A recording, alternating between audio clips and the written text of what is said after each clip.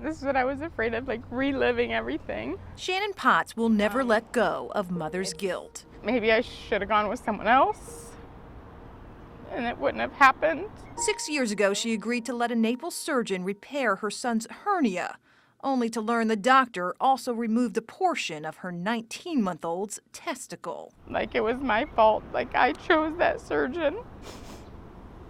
That's not fair.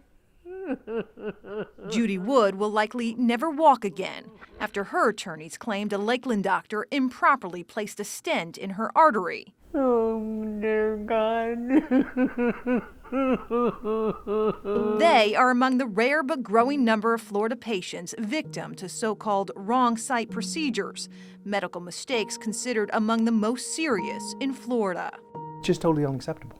This summer, Dr. Jimmy Orr, a Fort Myers oncologist and member of the state's medical board, made a public plea after the board slapped yet another doctor with a fine for operating on the wrong side of a patient. The issues around wrong site surgeries continue to plague the state. We found since 2012, Florida has logged some 315 wrong site incidents.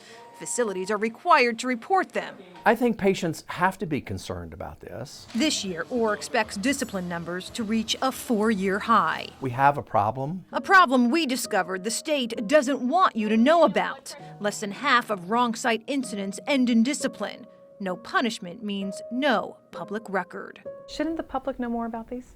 We as consumers have a right to know what the failure rates are. Dr. Jay Wolfson is a medical ethicist and doctor at the University of South Florida. When those things happen, it's important for all of us to know that they did. It will help us all become part of an informed, active community rather than wondering what's going to happen next. In states like Minnesota, Washington, and Texas, consumers can search for wrong site incidents by facility. Florida posts nothing more than a quarterly number of incidents in an obscure place on a state website.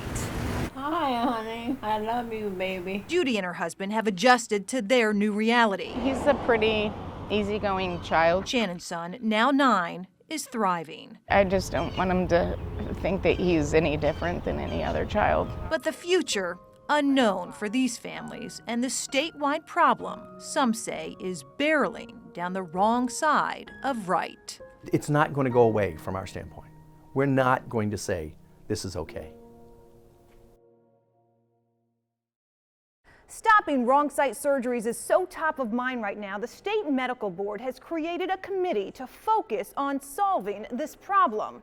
As for your access to these mistakes, the state agency that tracks the numbers says the reports are confidential under Florida law. And unless lawmakers change that, details about wrong site surgeries in Florida will largely remain secret. Katie LeGrone, WPTV News, Channel 5.